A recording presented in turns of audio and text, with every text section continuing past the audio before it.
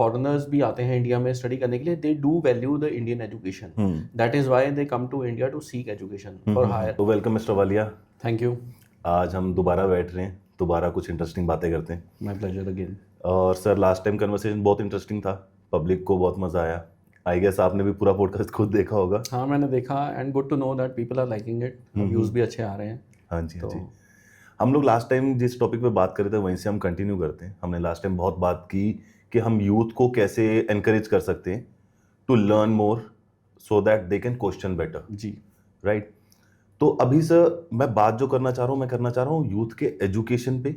How should they plan their studies, और अगर education लेना ही चाह रहे हैं तो हिंदुस्तान में ही करनी है या बाहर जाना है, क्योंकि ये कहीं ना कहीं एक बहुत बड़ा ट्रेंड हो चुका है कि मेरे को अब्रॉड जाके पढ़ाई करनी है. कहीं ना कहीं वो बिलीफ सिस्टम हम लोग का बना हुआ है कि बाहर शायद एजुकेशन बेटर है. Right. What are your thoughts on it? देखिए, ये डिपेंड करता है एक यूथ की और इंडिविजुअल मेंटल कैपेबिलिटीज़ के ऊपर, जो उनकी क्षमता है किसी चीज़ को समझने की, करिकुलम को समझने की. और यूथ का जो एजुकेशन लेवल है या उसका जो क्वालिटी है वो 5th स्टैंडर्ड ऑनवर्ड्स आपको दिखना शुरू हो जाता है through the medium of the examination results. तो जब आप रूटीन में पेरेंट्स जो इंटरेक्ट करते हैं अपने बच्चों के साथ करिकुलम को लेके या वो करिकुलर एक्टिविटीज़ को लेके, थ्योरीज़ को लेके, प्रैक्टिकलिटीज़ को लेके, स्कूल में क्या पढ़ाया जा रहा है, वो क्या समझते हैं, वो घर पे आके क्या बताते हैं. फिर आप बच्चों को कोचिंग क्लासेस में डाल देते हैं अलग अलग सब्जेक्ट्स का, तो उसका परफॉर्मेंस निकल के आता है. तो उसमें बच्चे का एक मिनिमम स्टैंडर्ड मेंटल सेट हो जाता है और उसको क्वालिटी पता चल जाती है कि बच्चे का मेंटल लेवल क्या है, समझने का लेवल क्या है, अप्रोच क्या है. तो उसके हिसाब से मेरे हिसाब से बच्चे को 5th स्टैंडर्ड ऑनवर्ड्स ऑब्जर्व करना बहुत ज़रूरी है. जो पेरेंट्स कई बार क्या होता है कि एक्सक्यूज़ ले लेते हैं कि हम दोनों प्रोफेशनल्स हैं, हमारे वर्किंग आवर्स ऐसे हैं, बिजनेस एक्टिविटीज़ ऐसी हैं, हम बच्चे में ध्यान दे नहीं पाते. वो लॉजिकल हो सकता है, लेकिन that has to be improved and addressed. तो बच्चे को जो एजुकेशन डिसाइड करना है बच्चे ने, तो उसमें पेरेंटल गाइडेंस बहुत ज़रूरी है. तो क्योंकि parents are considered to be the immediate mentors. तो to decide basic particular stream और type of education youth want to attain, उसमें पेरेंट्स का बहुत बड़ा हाथ होता है. राइट. हमने लास्ट टाइम एक बात की थी कि गुरुकुल्स जो हमारे यहाँ थे, और हम लोग के गुरुकुल्स का एजुकेशन लेवल वो था कि बाहर की कंट्रीज से लोग हमारे पास आते थे टू गेट एजुकेशन. बहुत सारे एग्जांपल्स है, बहुत सारी हिस्ट्री बुक्स में चीज़ें अवेलेबल अभी भी आते हैं हमारे यहाँ बहुत सारे एजुकेशनल इंस्टीट्यूट्स में हैं लोग अवेलेबल. लेकिन अब हमारा यूथ बहुत ज़्यादा, वही अगेन बात करें कि बहुत ज़्यादा इंस्पायर्ड हो रहा है, या फिर वो भेड़ चाल की वजह से कि मुझे बाहर ही जाना है. देखिए, मैं वही कह रहा हूँ कि जब पेरेंटल गाइडेंस और काउंसलिंग इन्वॉल्व होती है डिसीजन मेकिंग में, तो उससे काफ़ी चीज़ें निकल के आती हैं. पहली बात, हम ये नहीं कह सकते कि Indian education level is somewhere weak और it is not up to the mark. वो बिल्कुल गलत है. क्योंकि जैसे आपने अभी कहा कि कुछ फॉरेनर्स भी आते हैं इंडिया में स्टडी करने के लिए, they do value the Indian education. That is why they come to India to seek education for higher. अच्छा, आजकल यूथ एक्सचेंज प्रोग्राम में बाहर फॉरेनर कैडेट्स भी आते हैं जो डिफेंस इंस्टीट्यूट्स हैं उसमें ट्रेनिंग करते हैं आके. उसमें प्रोविज़न है, नेपाल के लिए है और अदर भी ट्रीटीज़ हैं कंट्रीज़ के साथ, जो डिफेंस इंस्टीट्यूशंस में भी वो आर्म फोर्सेस ट्रेनिंग लेने आते हैं. बिल्कुल. यूके से आते हैं, कुछ और कंट्री से भी आते हैं. तो प्रोविज़न है. तो हमें ये समझना पहले तो ज़रूरी है, एक्सेप्ट करना बहुत ज़रूरी है कि हमारा जो इंडियन एजुकेशन सिस्टम है वो बेस्ट है, one of the best. Like for example, काफ़ी मामलों में इंडियन डिफेंस सर्विसेज को बेस्ट माना जाता है in terms of their discipline, their preparedness और उनका जो यूनिटी और इन डाइवर्सिटी है. तो हमारी इंडिया गवर्नमेंट की काफ़ी जो फीचर्स हैं या जो गवर्नेंस है वो बेस्ट मानी जाती हैं. So similarly Indian education is also one of the best education in the world, due to which other foreigners they do prefer seeking education in India. तो जैसे मैंने कहा कि 5th स्टैंडर्ड से ऑनवर्ड्स, फिर आप 10th में जाते हो, बोर्ड में आ जाते हो, फिर 12th में बोर्ड में जाते हो, then you opt for the graduation and PG stream.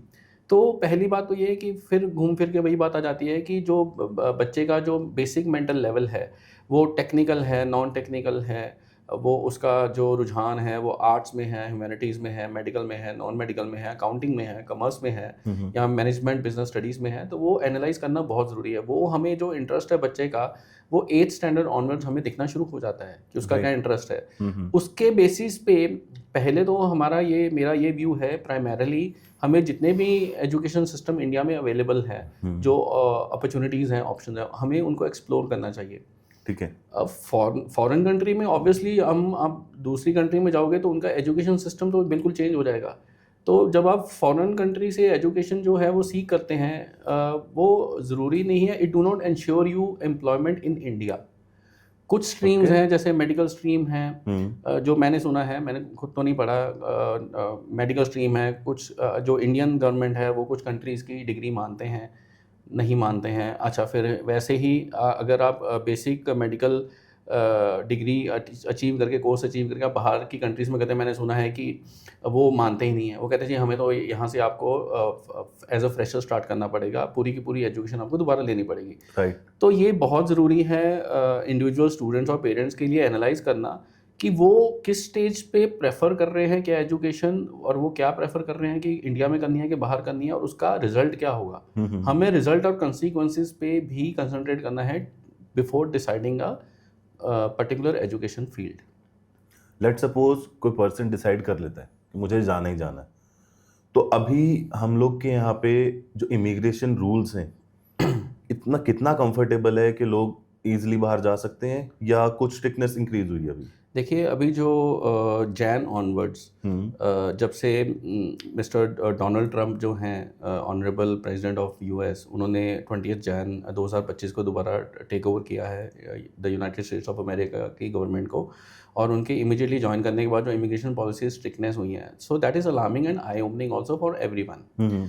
तो ये डिसाइड करना है हमें बाहर जाना है, दैट इज़ नॉट सफिशिएंट, लेकिन उसके पीछे एक मन बनाना और उसकी प्रिपेयर्डनेस करने में बहुत फ़र्क है। डिपेंड करता है आपकी फाइनेंशियल कैपेबिलिटीज़ के ऊपर, आपके पेरेंट्स के ऊपर, आपको अफोर्ड कर सकते हैं नहीं कर सकते, और सेकेंडली आप जो स्ट्रीम यूज़ करते हैं आप उसके लिए एलिजिबल हैं कि नहीं हैं, कौन सा आप स्ट्रीम ऑप्ट करते हैं जिसके बाद वहाँ पे जॉब एम्प्लॉयमेंट अपॉर्चुनिटीज़ हैं, क्या स्किल्ड कैटेगरीज़ हैं, क्या नॉन स्किल्ड अनस्किल्ड कैटेगरीज़ हैं, वो उस पर भी डिपेंड करता है। क्योंकि ये जो आपने शीप वॉक की बात की है कि हम दूसरे को देखा देखी बाहर जाने का मन तो बना लेते हैं, लेकिन उसके जो कंसिक्वेंसेज हैं वो इंडिविजुअल टू इंडिविजुअल डिपेंड करता है कि उसमें कौन सक्सेसफुल होगा कौन नहीं होगा। तो वो डिसाइड करने के लिए to decide your succession rate, it is very important to decide your stream first, what you are opting for, और उसके आगे जाके एम्प्लॉयमेंट अपॉर्चुनिटीज़ उस पर्टिकुलर कंट्रीज़ में क्या उसके बेनिफिट्स हैं, क्या उसका फ्यूचर स्कोप है, वो देखना बहुत ज़रूरी है। सो ये नहीं आप कह सकते कि बाहर जाना हमेशा ही सेफ़ है, बाहर जाना हमेशा नहीं सेफ़ है। तो वो वही बात घूम फिर के आ जाती है कि the parents who are investing in their children and the children who are seeking education and employment abroad, they have to think 360 degree considering all the factors. Okay, मैं इमिग्रेशन रूल्स पे बात कर रहा था कि अभी जो आपने पॉइंट आउट किया कि हाँ एजुकेशन तो ले लेगा, वहाँ पे एम्प्लॉयमेंट मिलेगा नहीं मिलेगा वो भी एक पार्ट है। यस, हम लोग तो हिंदुस्तान में ये चीज़ अभी भी नहीं देख पा रहे कि although students are getting better knowledge और they have better resources to जज इट, लेकिन जो हमारे टाइम पे चल रही थी चीज़ें कि इंजीनियर बना दो जी, क्योंकि वो ट्रेंड था। अभी जो ट्रेंड है वो स्टूडेंट डिसाइड कर रहा है अपने आप से कि मुझे अभी ड्रॉप आउट करना है या मुझे क्या करना है। कहीं ना कहीं एजुकेशन और नॉलेज लेवल इंक्रीज हुआ है। yes. अब जिसने डिसाइड ही कर लिया कि मुझे बाहर जाना है, उसके पास सपोर्ट सिस्टम ऑनलाइन कितना है, ऑफलाइन कितना है, पेरेंट्स को कितना परेशान करना पड़ेगा, गवर्नमेंट को कितना परेशान करना पड़ेगा, उस पर मैं बात करना चाह रहा हूँ। देखिए, ये जो इमिग्रेशन पॉलिसीज़ आप अगर 5-6 कंट्रीज़ की देखेंगे जो रिफॉर्म्स हैं, चेंज हुए हैं और स्ट्रिक्ट भी हुए हैं, इसका पैटर्न कहीं ना कहीं कॉमन है, सेम है। अभी क्या है कि उन कंट्रीज़ ने अपनी जो स्ट्रिक्टनेस है और चेंज इन इमिग्रेशन रिफॉर्म्स है वो अनाउंस तो कर दी हैं। उन्होंने डॉक्यूमेंटेशंस भी बता दी हैं, उन्होंने रूल्स एंड रेगुलेशंस भी बता दिए हैं, एलिजिबिलिटी क्राइटेरिया भी बता दिया है। लेकिन अच्छा, इंडियन गवर्नमेंट ने भी अलार्म कर दिया कि भाई आप सोच समझ के बाहर जाइए, प्लान कीजिए। तो डिपोर्टेशन भी हुई है काफ़ी, which has affected many lives. बिल्कुल। तो लेकिन किसी ने अभी तक ये नहीं एनालाइज किया या बताया न्यूज़ चैनल पे भी या कहीं और प्लेटफॉर्म्स पे कि ये क्यों हुआ।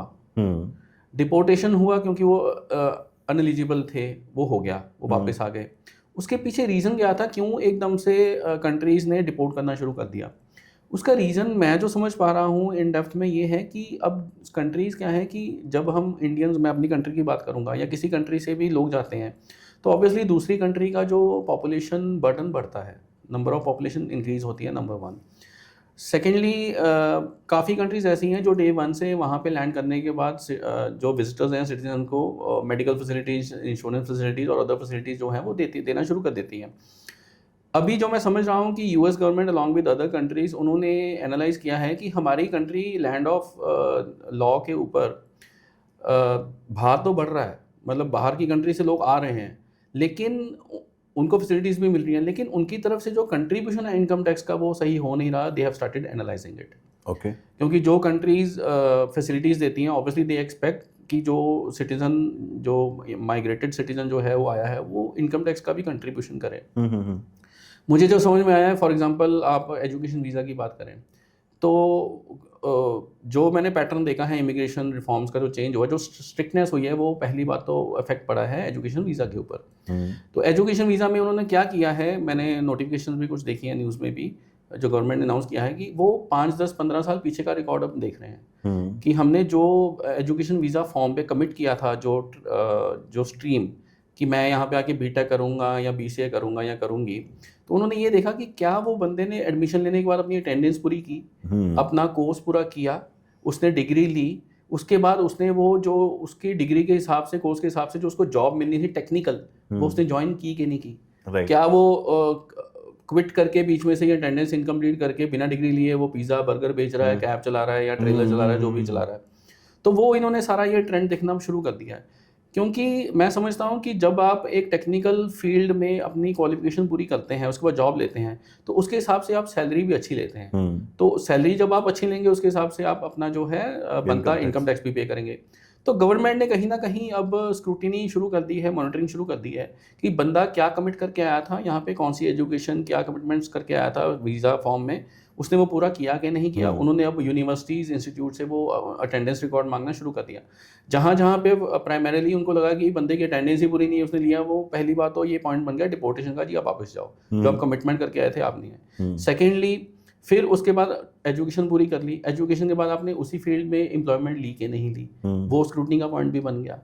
थर्डली आपने अगर वो अपॉइंटमेंट, आपने अगर वो जॉब एम्प्लॉयमेंट ली है, उसके हिसाब से आप इनकम टैक्स पे कर रहे हो कहीं नहीं कर रहे हो। अगर नहीं लिए तो ऑब्वियसली आप नहीं पे कर रहे। आप क्या कर रहे हो, आप कैब चला रहे हो, आप सिर्फ वहाँ पे रहने के लिए कि मैं एक फॉरेन कंट्री में रहता हूँ, अच्छा माहौल है, तो वहाँ पे इंडिपेंडेंसी भी है, तो फैसिलिटीज़ भी हैं, तो यहाँ पे बर्गर पिज़्ज़ा बेच के या होटल्स में काम करके या हाउस होल्ड्स में या पेट्रोल पंप पे काम करके, क्योंकि काफ़ी जो अनडिक्लेयर्ड एम्प्लॉयमेंट्स है उसमें अकाउंट में तो पैसे आते नहीं हैं, जो मैंने सुना है। They get paid cash. हाँ, they don't get legitimate income. तो वो जो लेजिटिमेट इनकम आपके अकाउंट में नहीं आएगी, उसके ऊपर गवर्नमेंट को इनकम टैक्स नहीं मिलेगा। तो इसीलिए मैं जो समझा हूँ कि गवर्नमेंट ने ये स्क्रूटनी शुरू कर दी है कि अब इसमें स्क्रूटनी में कौन कौन सी जो इमीडिएट वीज़ा टाइप्स हैं वो अफेक्ट हुए हैं। एक तो हुआ है एजुकेशन वीज़ा, दूसरा हुआ वर्क परमिट वीज़ा। तो ऑब्वियसली अब क्या किया है कि गवर्नमेंट ने बोला कि एजुकेशन अब पूरी करो, उसके बाद आप वापस जाओ दोबारा अपनी कंट्री में। ओके। पहले क्या होता था कि एजुकेशन आपने वीज़ा पूरा किया, एजुकेशन अटेन की, साथ के साथ you get eligible for the work permit. लेकिन लोग क्या करते थे कि एजुकेशन कुछ और स्ट्रीम में की है, काम कुछ और कर रहे हैं वहाँ पे, तो वो क्या कहते थे, दिखा देते थे गवर्नमेंट को कि हम तो चलो एम्प्लॉयड है जी यहाँ पे। लेकिन गवर्नमेंट को क्या चाहिए, government wants the quality of the work, कि आप टेक्निकल प्रोफाइल में आओ, आप you get paid much and then you pay accordingly the income tax nicely and then you stay here in our country. लेकिन ज़्यादा लोग नहीं कर रहे थे, वो फॉलो कर रहे थे, वो गवर्नमेंट और उनका जो लैंड ऑफ पॉपुलेशन है वो इफेक्ट हो रहा था। बिल्कुल। तो इसलिए गवर्नमेंट ने क्या किया जी, आप अपना कुछ कंट्रीज़ ने, जैसे यूएस हैं, तो उन्होंने क्या किया, पहले आप एजुकेशन पूरी करके वापस जाओ, वहाँ से अप्लाई करो वर्क परमिट के लिए। ओके। हाँ, वर्क परमिट अब उसी को मिलेगा जो टेक्निकली वांटेड होगा, डिजायर्ड होगा इन दैट पर्टिकुलर कंट्री। तो कुछ कंट्रीज का ऐसे, यूएस वगैरह का जो है वो ये हो गया। उन्होंने अब अपनी जो पहले भी list of skilled and unskilled categories थी, लेकिन उसमें लोग लीनियंट हो जाते थे और कैजुअल हो जाते थे और वो डिस्ट्रैक्ट हो जाते थे। तो ये जो अफेक्ट हुई है education visa, work permit visa, फिर उसमें स्पाउस वीज़ा भी आ गया। पहले क्या ट्रेंड था कि लोग बाहर सेटल होने के लिए किसी एनआरआई से शादी कर लेते थे, शन या मैरिजेस। एनआरआई आता था या आती थी इंडिया, वो मैरिज करके ले जाती थी स्पाउस वीज़ा, और उसमें एग्रीमेंट्स होते थे कि भी हमें तो सिर्फ बाहर सेटल होना है, आप पैसा ले लो और हमें सेट कर दो। लेकिन अब गवर्नमेंट ने उसके ऊपर भी स्क्रूटनी शुरू कर दी है कि जो आपके साथ शादी करके आ रहा है, पहली बात तो उसमें लेजिटिमेट मैरिज के ऊपर ही स्क्रूटनी हो गई है कि सारे डॉक्यूमेंट्स उन्होंने स्ट्रिक्ट कर दिया, ये डॉक्यूमेंट भी होना चाहिए, वो भी होना चाहिए, कोर्ट मैरिज नेसेसरी हो गई है। तो उसमें गवर्नमेंट ने देखा कि जो बंदा शादी करके ला रहा है उसकी खुद की इनकम क्या है, उस बंदे को अफोर्ड कर सकता है कि नहीं कर सकता स्पाउस को, उसके बाद वो जो स्पाउस आएगा या आएगी वो यहाँ पे क्या काम करेगा या करेगी, उसका बिजनेस है, फैमिली बिजनेस है, ताकि इनकम टैक्स जो कंट्रीब्यूशन है वो अफेक्ट ना हो। गवर्नमेंट का एक बड़ा हिडन मैसेज है इसमें, इनडायरेक्ट और डायरेक्ट, आप यहाँ पे कंट्रीब्यूट करोगे, अपना लिवलीहुड आप कमाओगे, तब यहाँ पे रहोगे, नहीं तो गवर्नमेंट के ऊपर आप बर्डन नहीं बनोगे। तो काफ़ी कंट्रीज़ का जो ये हमारी इंडियन गवर्नमेंट या न्यूज़ चैनल या जो भी मीडियम ऑफ प्लेटफॉर्म्स हैं वो हमें अभी तक नहीं बताया इंटेंशनली और अनइंटेंशनली। मतलब ये है कि आप कोई भी अगर स्टूडेंट हैं या कोई प्रोफेशनल है बाहर जाने का प्लान कर रहे हैं, यू हैव टू इंश्योर कि जो वहाँ की जो गवर्नमेंट आपको फैसिलिटीज़ दे रही है, आप उनको अप्रोप्रिएट एडिक्वेट इनकम टैक्स पे करेंगे ही करेंगे। इसमें सर अभी अपने जो स्पाउस वाला पार्ट किया ना, कि चाहे जाके हम वो लोग वहाँ पे शादी कर लेते हैं कि सिटीजनशिप के लिए कि ग्रीन कार्ड मिल जाए हम लोग को, हाँ जी, राइट। अब बहुत सारी कंट्रीज है, green card is one of the famous one, तो हाँ मैं जी, वही हाँ टर्म जी। यूज कर रहा हूँ। और अदर देन दैट कि यहाँ से आके शादी करके एनआरआईज ले जाते थे।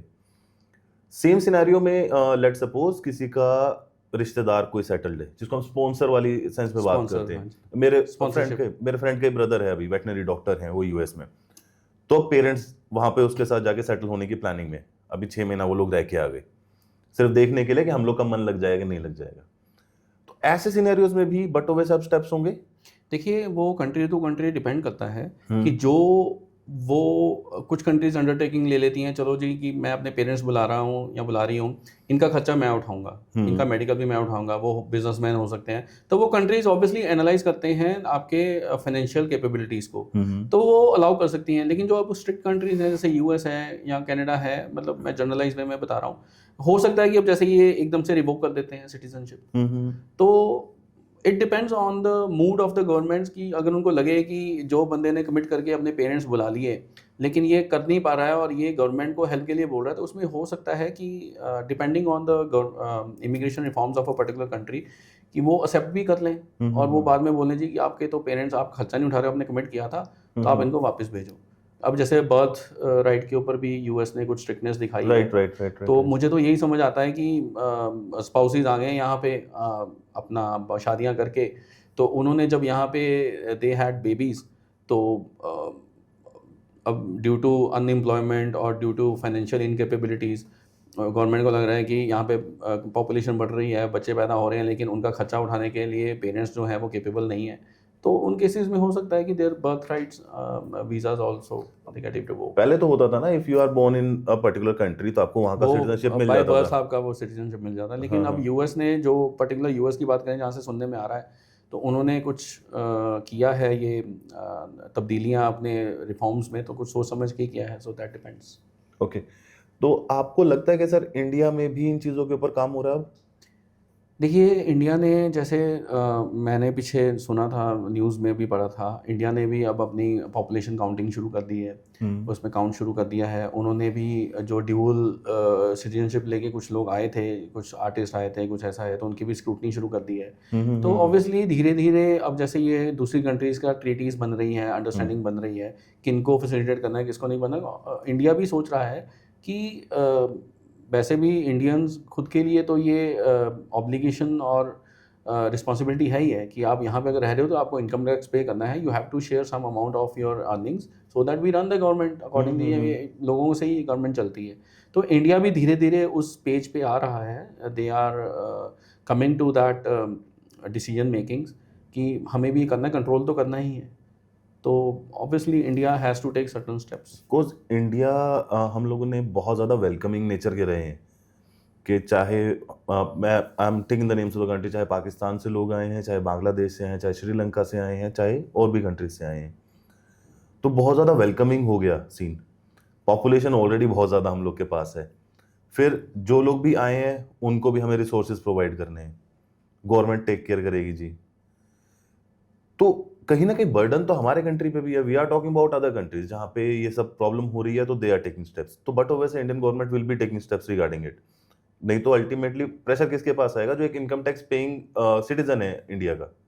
देखिए, जहाँ तक मैं समझता हूँ, पहले जो लीनियंसी थी, अभी जो नया भारत है हम जिसकी बात करते हैं, उसमें इंडिया को भी समझ में आ गया है कि uncontrolled and over incoming population due to any reason, like work permit हो गया या कोई आर्टिस्टिक वर्क हो गया, या एक्टर एक्ट्रेसेस हैं बाहर से आते हैं, आर्टिस्ट आते हैं, सिंगर्स आते हैं, तो उसके साथ साथ देखिए, to work legitimately is every humans right, कि अगर वो इंडिया की इमिग्रेशन पॉलिसीज़ को, रूल्स एंड रेगुलेशंस को फॉलो करता है, everybody is welcome, and India obviously is a welcoming country. तो वो हर किसी को इक्वालिटी के साथ देखता है. They do not make any difference और do in equality in terms of a country और सिटीजन ऑफ अदर कंट्रीज, या रिलीजन, कम्युनिटी, कास्ट, जो भी है. लेकिन हाँ, keeping in to the safety and integrity of the country, ये strictness India कर भी रहा है और चाहिए भी, क्योंकि कई बार क्या होता है कि ओपननेस में हम अनइंटेंशनली एंटी सोशल एलिमेंट्स को भी वेलकम कर देते हैं. बिल्कुल. जैसे हम सुनते हैं स्लीपर सेल्स हो गए या कुछ ऐसा है, इनका फ्लो इनफ्लो चलता रहता है, आउटफ्लो चलता रहता है. तो we are working on it. Our government, our defence services, ये जो पीछे डिस्टर्बेंसेस भी हुई हैं, एस्केलेशंस हुई हैं, तो इसको देखते हुए ही अब स्ट्रिक्टनेस हुई है. Obviously Indian government, there the head of the departments are working in the right direction to control this. सिर्फ कंसर्न ये है कि at the end of the day security and integrity of the country is not at stake. Right. Operation Sindoor के दौरान हुआ ना, वापस भेजा लोगों को. हाँ, so that was the rightful action taken at the right time. Okay. तो हम थोड़ा सा बैक स्टेप करते हैं. आपने 3 पॉइंट्स बोले थे जब हम बात कर रहे थे कि एजुकेशन, जिस एजुकेशन के लिए पर्सन आया, क्या वो सेम स्ट्रीम में काम कर रहा है, अटेंडेंस कितना है. सेकेंड पॉइंट आपने बोला कि जो एजुकेशन उसने लिया उसके बाद क्या वो जॉब कर रहे हैं जो उन्होंने लिखा था. और एक और पॉइंट था थर्ड आपका, sorry I missed it. Family visa and spouse visa. Family visa and spouse visa. जो पहला, सबसे पहला है, ये हम लोगों ने काइंड ऑफ क्रैक निकाला हुआ है. क्रैक वर्जन होता है ना, हम लोग विंडोज पे कई लोग यूज़ करते हैं. तो कहीं ना कहीं हमने चीट कोड निकाला हुआ है ये, कि एजुकेशन वीज़ा लेके जाती है जनता, वहाँ जा कर के अटेंडेंस तो चलो एडजस्ट कर ली, किसी तरीके से मैनेज कर लिया, या फिर ऑफ आवर्स में अपना कॉलेज अटेंड किया या स्कूल से अटेंड किया, उसके बाद वर्क कर रहे हैं. और वहाँ पे भी जनता बहुत सियानी है, सस्ते में लेबर मिल रही है वाला सीन है, जो हम लोग सब देखते हैं कि कैश में पे करके काम चल जाता है. वही बच्चा जब ये सब चीज़ें कर रहा है, वहाँ पे एक लेबर क्लास जिंदगी जी करके आ रहा है, वापस आने की हिम्मत है नहीं, चाहे वहाँ पे कैसे भी जीना पड़े, घर पे पैसा भी भेजना है. तो एक साइकोलॉजिकल इम्पैक्ट भी तो उस बच्चे के दिमाग पे होगा. देखिए, मैंने शुरू में कहा था कि, इसलिए मैंने कहा था कि बाहर जाने से पहले पेरेंट्स और जो यूथ है उनकी आपस में अंडरस्टैंडिंग और उनका इन डेप्थ ग्राउंड वर्क करना बहुत ज़रूरी है. मैं ये कहता हूँ कि अब जैसे इंडिया का आप ट्रेंड देखिए, हम अपनी कंट्री में हैं, चाहे हम 6-7 महीने काम नहीं भी करते हैं ड्यू टू एनी रीज़न, कई बार किस्मत भी होती है कि आप किसी एजुकेशन से पास आउट होने के बाद 6 महीने, साल एज अ फ्रेशर घर पे रहते हैं. तो हमें कंपेयर फाइनेंशियल जो अपना माहौल है, अपने हालात हैं, उसको कंपेयर करना है. अगर हम इंडिया में अगर 6-7 महीने अनएम्प्लॉयड है, उसके बाद कभी ना कभी तो जॉब मिले, तो हमारा जो खाना पीना है, बेसिक फूडिंग नहीं रुकती. तो हमें पेशेंस बहुत ज़रूरी है. तो हम जब इम्पेशेंट हो जाते हैं, तब हम जल्दबाजी में ये डिसीजन लेते हैं विदाउट एनालाइजिंग कि हमारे वहाँ पे जाके बाद में प्रॉस्पेक्ट्स क्या होंगे, हमारा लिविंग स्टेटस क्या होगा, फाइनेंशियल स्टेटस, सोशल स्टेटस क्या होगा. तो हम जल्दबाजी में जब ये डिसीजंस लेते हैं, तो इसीलिए हम बाहर जाके सफ़र करते हैं. तो any decision taken in hassle without in depth ground work is harmful for parents also and for the youth considering to settle at abroad. Punjabi में ना सर एक कहावत है, जेड़े करो भुखे हो बाहर भी भुखे, जेड़े करो रज्जे हो बाहर भी रज्जे. यस. तो आपका जो आप इस टाइम पे मेरे को बातें बता रहे हो, कहीं ना कहीं ये बहुत रिलेटेबल है. If you are financially strong here और आपके पेरेंट्स अगर आपको सपोर्ट कर सकते हैं, let's say you are unemployed, वहाँ पर 6 महीना आफ्टर एजुकेशन, अगर आपको लगता है कि आपका बैकग्राउंड उतना स्ट्रॉन्ग है कि आपको पैसा आ जाएगा, you will be able to survive, you will be able to search for new jobs, तो ही ये डिसीजन लो बाहर जाने का. देखिए, बैकग्राउंड के साथ साथ डिटर्मिनेशन, सेल्फ कॉन्फिडेंस होना बहुत ज़रूरी है. आपका बैकग्राउंड स्ट्रॉन्ग है, वो हर दूसरे तीसरे बंदे का होता है। इंडिया की मैं अगर अपने कंट्री की बात करूँ, अब यहाँ पे लेयर्स हैं फाइनेंशियल स्टेटस और सोशल स्टेटस को लेके।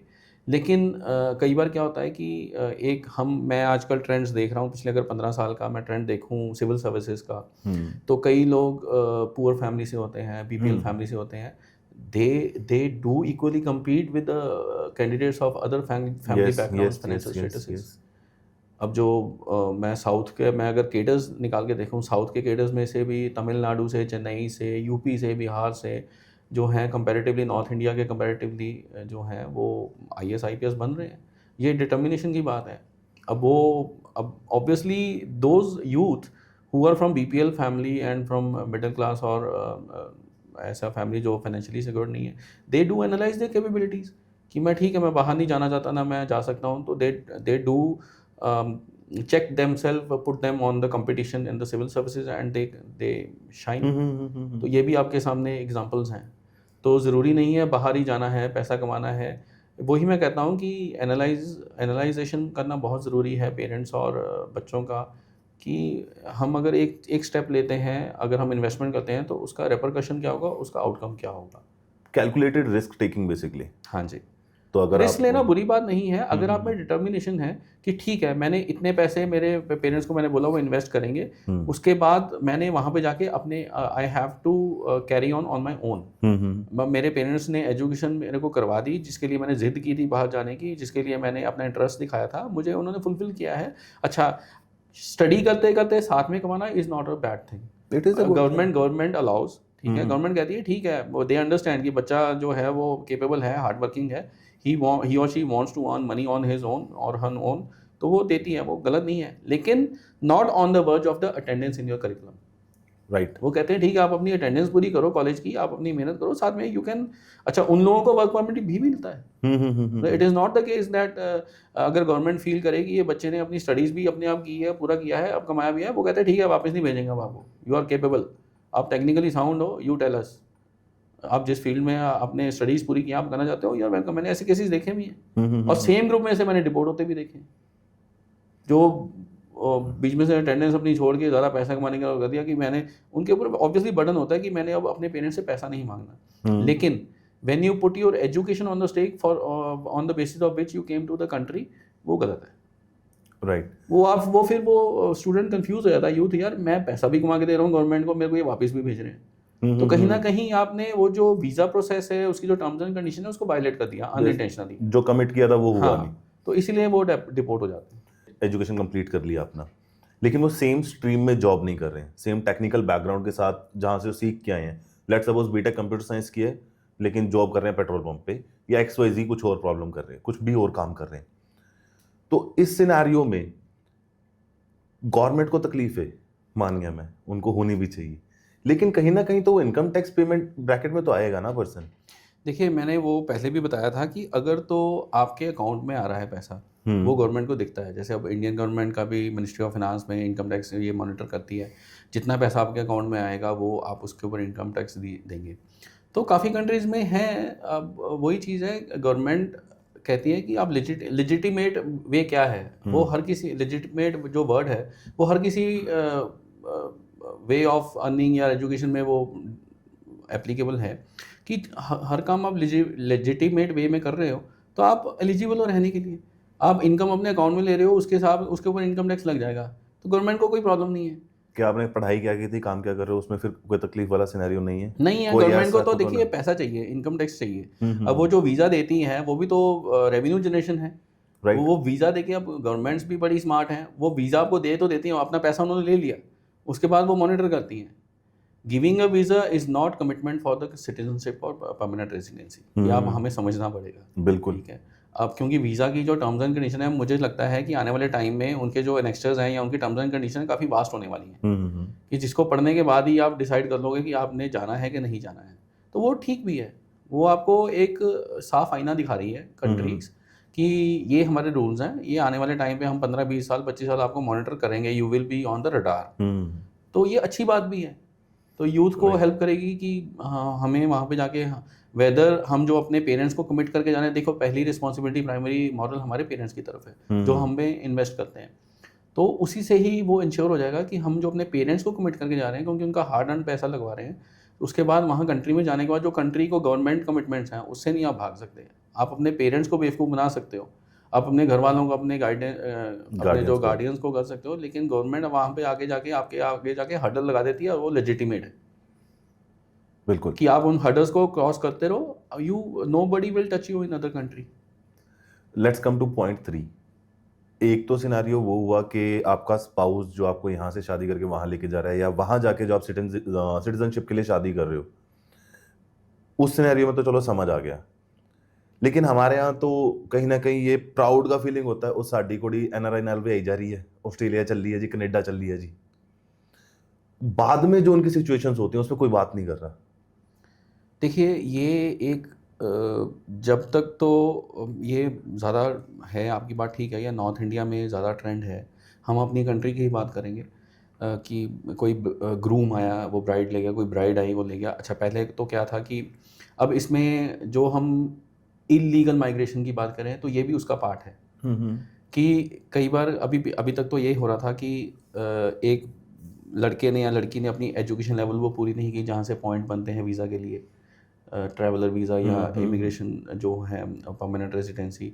तो वो क्या था कि किसी रिलेटिव के थ्रू या किसी फ्रेंड के थ्रू बाहर किसी एनआरआई के साथ जिसके पास सिटीजनशिप होती थी या परमानेंट रेजिडेंसी होती थी, तो उनसे कनेक्ट करके एक कॉन्ट्रैक्चुअल कर लेते थे कि पैसे के लिए 10 लाख ले लो, 15 लाख ले लो, हमारे बच्चे को, हमारी बेटी को ले जाओ। तो वो कॉन्ट्रैक्चुअल मैरिज उसको बोलते थे कि कॉन्ट्रैक्चुअल मैरिज की, वहाँ पे जाके 2-3 महीने रहे, वहाँ पे डिवोर्स दे दिया या साल रहे डिवोर्स दे दिया, हालांकि रहते वो सेपरेट ही हैं। तो अब वो ये ऑब्वियसली ये जो इलीगल वे है इसमें सफ़र तो होता ही है, चाहे वो ब्राइड है चाहे वो ग्रूम है। तो इसमें मैंने देखा है पिछले ट्रेंड में फैमिलीज़ काफ़ी बर्बाद भी हुई हैं। जैसे मिडिल क्लास के लोग हैं, उनके वो एवरीबडी हैज़ अ ड्रीम कि उनका बच्चा सेटल हो जाए जैसा वो बच्चा चाहता है। तो उसके लिए they are ready to adopt any means which is like one of the means is this marital contractual marriages and all. अच्छा, कई बार क्या होता है कि किसी के रिलेटिव ने रेफ़र कर दिया, मासी ने, मामा ने, चाचा ने, ताया ने, बुआ ने, कि मेरे नोन में जी ये हैं, ये फैमिली अच्छी है, आप इनके साथ शादी कर दो, वो कर भी देते हैं। लेकिन उसके बाद जब वहाँ पे जाके सेपरेशन होता है और डिवोर्स होता है, तो वो एक सोशल ट्रॉमा फैमिली के लिए भी बन जाता है और जो वहाँ पे जो जाते हैं उनके लिए भी बन जाता है। और मैंने काफ़ी केसेस में सुना है कि वहाँ पे जाके ग्रूम और ब्राइड या जो भी हैं वो अबंडन कर देते हैं अपने पार्टनर्स को। तो अबंडन कर देते हैं, वो वहाँ पे रह रहे हैं अकेले। यहाँ पे जो पेरेंट्स हैं जिन्होंने पैसा लगाया होता है शादी के ऊपर और इमिग्रेशन के ऊपर, डिमांड्स के ऊपर, वो भी सफ़र करते हैं। कई लोगों ने लोन्स लिए होते हैं बैंक से to by giving this and one और द अदर रीज़न, तो उनका वो भी पैसा डूब जाता है, वो भी अपने आप को मुश्किल में डाल के सेटल करते हैं। तो इस मामले में ये बड़ा सीरियस इशू हो गया है जो कॉन्ट्रैक्चुअल मैरिज या जो एनआरआईज़ के साथ शादी करना, क्योंकि इसमें मैंने जो देखा है कि किसी रिलेटिव के ऊपर, फ्रेंड के ऊपर रिलाई करके कि इसने रेफ़र किया है, वो फैमिली ठीक ही होगी या वो ग्रूम ठीक हो गए या ब्राइड ठीक होगी, हम डिसीजन तो ले लेते हैं क्योंकि हमारे बीच में चाम होता है, अल्योरमेंट होती है कि हमारा बच्चा वहाँ पे सेटल हो जाए, एनआरआई का स्टेटस बढ़ जाए और वहाँ पे डॉलर्स में कमाना शुरू कर दे। हम जल्दबाजी में, मैंने देखा है कि 95% केसेस ऐसे हैं जो जल्दबाजी में शादियाँ कर देते हैं एनआरआईज़ के साथ। लेकिन मेरे व्यू पॉइंट से हमें इन डेप्थ, जैसे हम आजकल educational reference check, professional reference check, background reference check criminal करते हैं, तो इसका भी प्रोविज़न है। बैकग्राउंड रेफरेंस चेक करना उस एनआरआई का, जो भी बंदा या इंडिविजुअल ग्रूम और ब्राइड है उस कंट्री में रह रहे हैं, बहुत ज़रूरी है। अभी तक ऐसा कोई प्रोविज़न तो है नहीं, लेकिन we can engage with our government and the government of the other countries where that NRI is claiming to be staying. तो अभी ऐसा कोई ऑप्शन नहीं अवेलेबल नहीं है, लेकिन मैं एज अ लेमैन ये समझता हूँ, जैसे फॉर एग्जांपल एक ग्रूम का या ब्राइड का या उसके पेरेंट्स का हमारे पास एक डिटेल्स आई, किसी रिलेटिव ने बोला जी मैं उनका ये काम है, यहाँ रहते हैं, ये बोला, तो we can note it down, we can write it to the government कि भी ये हम मैरिटल रिलेशनशिप के लिए इनको कंसिडर कर रहे हैं, अपनी बेटी के लिए, अपने बेटे के लिए, ये जो डिटेल्स हैं हमें वेरीफाई करके दी जाएँ। Then obviously government will suggest you, they will reply कि आप हमें कांटेक्ट ना करो या ये प्रोविज़न है आप करो। And it will be a welcomed request by the government. वो समझेगी कि भाई ये अवेयर सिटीजन हैं इंडिया के, तो ऑब्वियसली ये सही चीज़ मांग रहे हैं। क्योंकि अगर हमको इनको ये हेल्प नहीं करेंगे तो ऑब्वियसली ये भी हमारे ऊपर आगे बन के बैठेंगे, पता चले यहाँ पे सेपरेशन हो गया तो एक और खर्चा बैठ जाएगा हमारे ऊपर एक बंदे का। तो ये जो मैं अपने फिर से इंडियन सिटीजन्स की बात करूँगा, जो भी पेरेंट्स, जो भी ब्राइड्स, जो भी ग्रूम्स प्रेफर करते हैं मैरिटली बाहर सेटल होने की, it should be their responsibility, it is their responsibility, जो इन्वेस्ट कर रहे हैं अपना इंटरेस्ट दिखा रहे हैं उस बंदे के ऊपर, कि पूरा इन डिटेल में बैकग्राउंड रेफ चेक करें कि कितने, जो भी उनको बताया जाता है हमारी फैमिली में इतने मेंबर्स हैं, इंडिया में यहाँ पे रह रहे हैं, ये उनका काम है, उनका ये सोशल फाइनेंशियल स्टेटस है, और उनकी जो फैमिली बाहर है उनका ये है, तो उसको इन डेप्थ में जो वेरीफाई करना बहुत ज़रूरी हो जाता है। तो लेट्स सपोज मैं अपने ऊपर लेके चलता हूँ, मुझे इंटरेस्ट आ गया लेट्स से इस चीज़ पे, और मुझे न्यूजीलैंड में किसी गर्ल की बात होगी कि मैं उनके साथ मुझे मैरिज करना है, अप्रोच करना है, तो I have to write to Australian embassy? नहीं, पहले आप उनसे उनकी सारी डिटेल्स मंगवाइए। ठीक है। अगर वो आपके साथ सिंसियर है, अपना पासपोर्ट नंबर भी शेयर करेंगी वो, अपना सोशल स्टेटस आईडी भी शेयर करेंगी, जो हमारे जहाँ से यहाँ पे आधार कार्ड है उनका सोशल स्टेटस आईडी होगा। हाँ, ठीक है। तो अब उनका प्रोफेशन कहाँ पे है, क्या वो करती हैं, ठीक है, उनका सारा डिटेल लीजिए, then you write to the government. अच्छा, फिर वहाँ पे प्राइवेट लीगल एजेंसीज भी हैं जो ये सर्विसेज प्रोवाइड करती हैं बैकग्राउंड रेफ चेक का। आप उनसे बात कीजिए, $500 $100 जो भी लेते हैं, तो उनसे यू हायर एजेंट, जो लॉयर हैं या जो लीगल फॉर्म्स हैं जो ये बैकग्राउंड रेफ चेक आपको करके देती हैं, जहाँ मैट्रिमोनियल जो एजेंसीज हैं वहाँ पे, जैसे मैरिज ब्यूरोज हो गए, ये वगैरह, दे डू गिव। अगर वो आपको नहीं ऐसा कोई ट्रस्टवर्दी इंसान मिलता है या फॉर्म मिलती है, then you write to government, वो सजेस्ट करेंगे। राइट। हम लोग का अभी तो सर मेडिकल चेकअप तक तो सिचुएशन पहुंच चुकी है हिंदुस्तान में, अभी तो पहले मेडिकल चेकअप भी हम लोग कराने लगे ब्राइड ग्रूम्स के। यस। तो कहीं ना कहीं तो अवेयरनेस और जागरूकता हमारी बढ़ी है इन चीज़ों को लेके, लेकिन स्टिल हम लोग इमोशनली, और या फिर वो बहुत ज़्यादा जल्दी में कि मेरे को फटाफट करानी है, बस शादी करनी है, इसकी उम्र बीतती चली जा रही है, इन चीज़ों को हम बीच में कहीं ना कहीं छोड़ देते हैं। देखिए, यहाँ पे हम गलती करते हैं। We should prefer the safety and security of our family member first, of ourselves first. If we are the parents, हमें अगर कंसर्न है कि सेटल करना है, देखिए सेटलमेंट में 3 महीने 6 महीने 1 साल वेस्ट हो सकते हैं, लेकिन वो जो आपने टाइम इन्वेस्ट किया इन डेप्थ इन्वेस्टिगेशन और वेरिफिकेशन करने में, उससे आपकी बाकी की सारी ज़िंदगी जो है वो सेफ हो जाती है। अभी तो सर वो कहते हैं ना, it is better to be aware and cautious than putting ourself into the danger in hassle. Prevention is better than cure. Yes. वो कहीं ना कहीं सिचुएशन वही आ जाती है। Yes. मैं भी यही चाहता हूँ कि एटलीस्ट इतना सिचुएशन हो, इतनी आप अवेयर हो कि आपको पहले करना है ये। देखिए, बीइंग अ प्रोफेशनल कंसल्टेंट, मैं इन फॉर्मेट्स के ऊपर भी काम कर रहा हूँ, मैंने बनाए भी हैं कि अगर कोई वेरिफिकेशन के लिए मेरे पास रिक्वेस्ट करता है कि सर मेरा अपनी बेटी की शादी करनी है, चाहे इंडिया में भी करनी है चाहे बाहर भी करनी है, तो मैंने एक ऐसे फॉर्मेट्स बना दिए हैं जिसमें वो सारी डिटेल्स वो पूछेंगे एक दूसरे से, ब्राइड और ग्रूम एक दूसरे की फैमिली से और फैमिलीज, और वो वेरीफाई कर सकते हैं। हाँ, जहाँ पे एक दोनों साइड से एक बंदा झिझकता है, समझ लो मामला गड़बड़ है। तो वो जो झिझक है 1 सेकंड की या 2 सेकंड की, कि इतनी डिटेल तो कोई भी नहीं मांगता, मतलब हमने पहले भी बात की है, ये है वो है करके, तो समझ लो कुछ ना कुछ दाल में काला है। तो वहीं पे आपको अलार्म हो जाना चाहिए कि नहीं, क्योंकि कई बार क्या होता है कि हम फाइनेंशियल स्टेटस देके, सोशल स्टेटस देके वी गेट अलाउड कि नहीं इसी फैमिली में शादी करनी है। तो जो सेपरेशंस और डिवोर्सेस है वो तो किसी भी स्टेटस में पॉसिबल है, तो वो हो भी रहे हैं। अभी तो डिवोर्स केसेस इतने इंक्रीज हो रहे हैं, हम इंडिया की बात करें सो वो हमारे लिए कॉमन है। और आप ये जो इंडिया की डिवोर्सेस की बात करें, सेपरेशंस की, ये गिनती क्रॉसिंग द बॉर्डर होने के बाद बहुत ज़्यादा बढ़ जाती है। क्योंकि हम जब तक हम इंडिया में, हमारी शर्म रहती है कि फैमिली के बारे में कौन सोचेगा, क्या सोचेगा सोसाइटी, हम सेपरेट हो जाएंगे, बेबस होंगे, ये वाला जो हमारा जो झिझक है वो खत्म हो जाती है। We become independent after crossing the countries. मैंने तो काफ़ी केसेस में ये भी देखा है कि लड़के लड़कियां वहाँ जाके डिवोर्स ले लेते हैं, घर वाले पूछते हैं, बोलो आपने क्या लेना देना, हम तो यहाँ पे अपना इंडिपेंडेंटली रह रहे हैं, so this is our life. तो ये जो थॉट प्रोसेस है या ये जो ब्लंटनेस है, तो ये काफ़ी केसेस में देखी गई है। अभी सर क्रॉस बॉर्डर्स की क्या बात करें, दूसरे स्टेट में जाके हालात ये हो रखे हैं कि दूसरे स्टेट में चले गए, यहाँ कौन जानता है। अपने तो आप मेट्रोपॉलिटन सिटीज़ में चले जाओ, जो लिव इन रिलेशनशिप है, मैंने अपने शहर में लोकल स्मॉल टाउन्स में तो नहीं देखा था। और चलो that depends on the individual to individual, but जो चीज़ हो रही है वो तो है ही हमारी आंखों के सामने। वो तो है ही है सर, उसके again there are 2 points to it और 2 different thought processes to it. किसी के लिए अच्छा है, किसी के लिए बुरा है, कोई उसको सही समझता है, कोई गलत समझता है।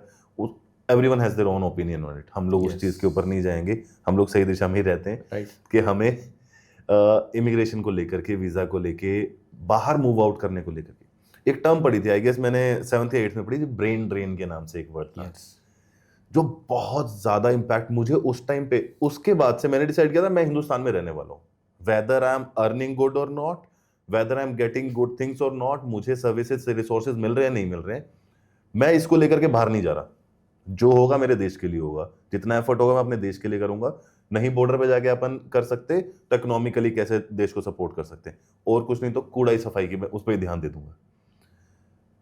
इसको लेके अभी भी क्लैरिटी नहीं है, क्योंकि बहुत सारे बड़े बड़े इंस्टीट्यूशंस हैं, कंपनीज हैं जहां पे इंडियन बैठे हुए टॉप पे, लेकिन बेनिफिट वो इंडिया को कम मिल रहा है।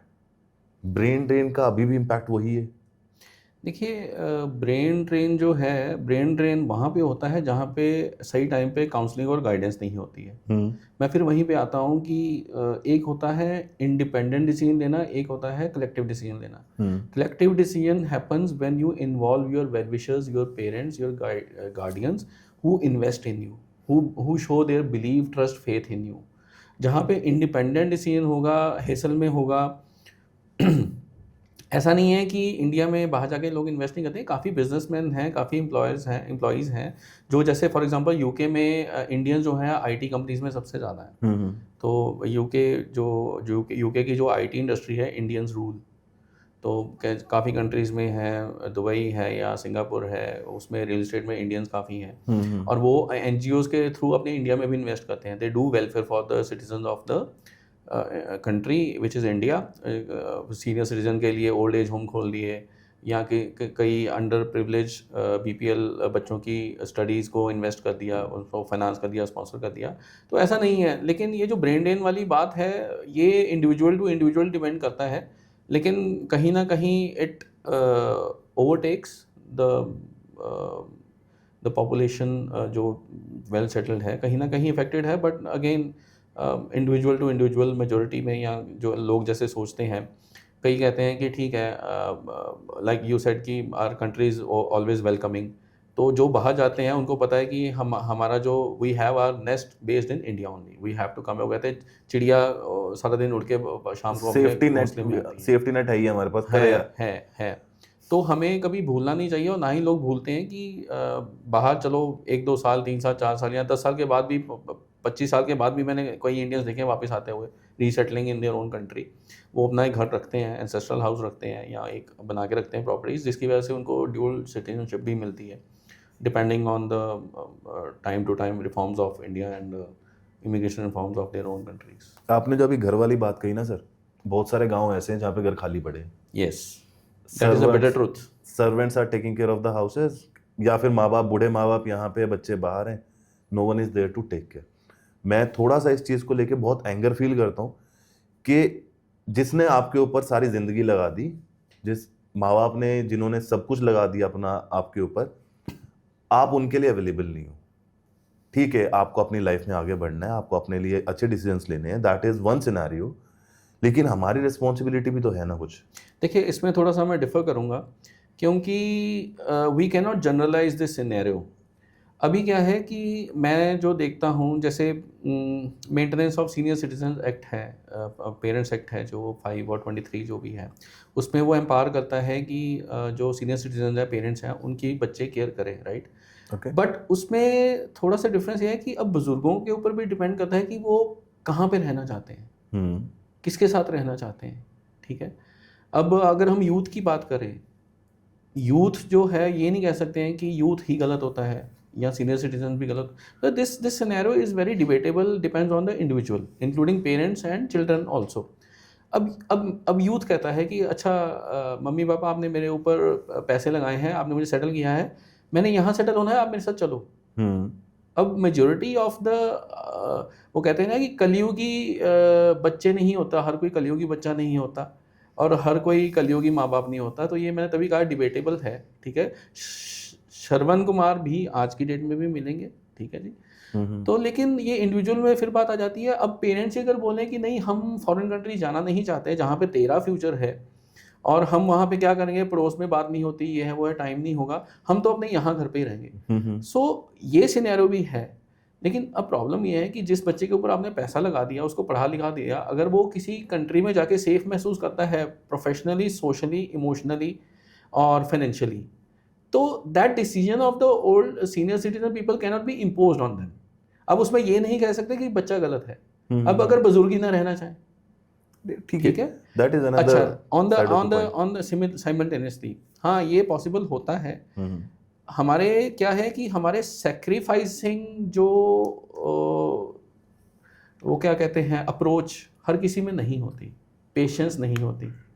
अब आप किसी को 1 महीने के लिए या 1 साल के लिए कनाडा भेज दो या अमेरिका भेज दो, या चलो बाकी कंट्री को छोड़ो, एक स्मॉल टाउन ले लो किसी स्टेट का विच इज़ अंडर डेवलप्ड, अब उसको बोलो 1 महीना 6 महीना चंडीगढ़ या दिल्ली है जैसा, पुणे बेंगलोर जैसे वाले शहर में रह के आओ, तो उसको फिर आप 6 महीने के बाद फ़ोन करो, आप वापस आ जाओ। तो obviously youth will make a comparison between the metropolitan city he or she is living in and the under developed small town which he or she has spent life. तो वो डिफरेंस तो है ही है। तो मैं फिर तभी वही कहता हूँ कि जब पेरेंट्स और यूथ एक डिसीजन लेते हैं कलेक्टिवली कि चलो जाओ जी आप वहाँ पे जाके पढ़ो, आप अपना सपना पूरा करो, तो वहाँ पे फिर जो रेपरकशंस हैं फ्यूचर की, तो वो तो पेरेंट्स को माइंड में रखना ही पड़ेगा कि हम तो खुद ही भेज रहे हैं बच्चे को, तो उसके बाद उसका मन लगे नहीं लगे, अगर लग गया तो उसके बाद क्या होगा, then you have to be also prepared कि अगर बच्चा आपका ख्याल रखना चाहता है तो you should be flexible and comfortable enough to support there also. बिल्कुल सही। आपकी ना सर, क्योंकि लास्ट भी कन्वर्सेशन जब हमारी हो रही थी, आप फैमिली वैल्यूज़ पे और फैमिली टुगेदरनेस पे बात करते हो, जो कि बहुत ज़रूरी है। That's my opinion too. शायद मैं जो गुस्से की बात कर रहा था वो कहीं ना कहीं उसी चीज़ से आती है कि मैं चाहता हूँ कि जब कोई डिसीजन हो, जब कोई बात हो, जब लाइफ के कुछ बड़े डिसीजन की हम बात करें, तो परिवार को साथ में बैठ के करने चाहिए। पेरेंट्स भी अपना डिसीजन ना थोपे बच्चों पे, और बच्चे भी सिर्फ अपनी इंडिविजुअलिटी को वो रखते हुए कि मेरे को अपना डिसीजन लेना है। अगर साथ में चलेंगे तो परिवार भी बढ़ेगा, देश भी बढ़ेगा। यस। और हम तो वसुदेव कुटुंबकम वाले लोग हैं, तो हमारे लिए तो सब कुछ ही परिवार है। अगर वहां चले जाएं, हम उस सिनेरियो में चले जाएं, लेकिन we have to start at our own home. Everything starts here, everything starts with us. Planning starts at home. तो एंड कर सकते हैं हम लोग यहाँ पे, नहीं तो हम लोग, बहुत ज़रूरी एक बात रह गई, इसको काटनी पड़ेगा।